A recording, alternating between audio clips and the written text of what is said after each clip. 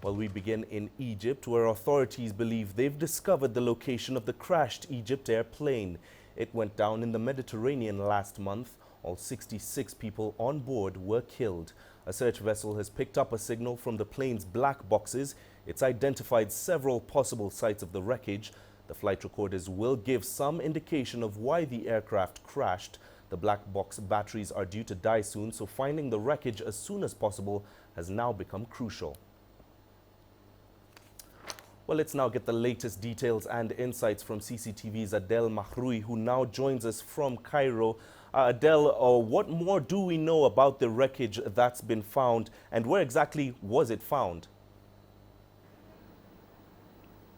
Well, it seems that it is around the area that has been designated as a search site in the Mediterranean Sea, about 290 kilometers north Egypt's coastal line. And in that part, they were not released exactly what they have found. On its official website, Deep Ocean Search, the company that Egypt has rented from the John Leithledge vessel, which is responsible to the findings, it says that they have made a discovery of fragments of the wreck spotted on several sites. So there are fragments scattered in clusters in several sites in the seabed of the Mediterranean Sea, and the John Lethbridge has took pictures of these items, these fragments, and have sent it to the Egyptian investigation teams, who in turn have held an urgent meeting right away and have started to plan out the parts that were found and put them on a map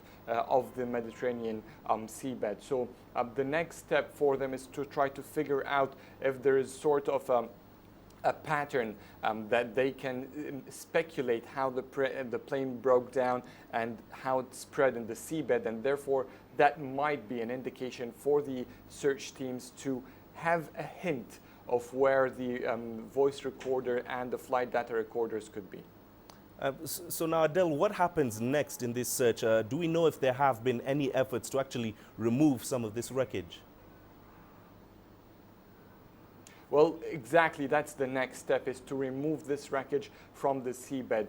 There are equipment, submarines and robotic handles on some vessels that can go and start picking up these wreckage. It is still not clear, however, how long will this process take. We're talking about obviously several pieces and fragments of the plane's fuselage at the seabed, and we're talking about a depth of around 3,000 meters deep. So it is a long process. It is not clear how long will it take to pick up all of these wreckage that have been found. And more importantly, it's still not clear where exactly the black boxes are. And as you said, time is running out as the batteries should be dying very soon. Adel, thank you very much for speaking to us on Africa Live. That was CCTV's Adel Mahroui joining us live from Cairo in Egypt.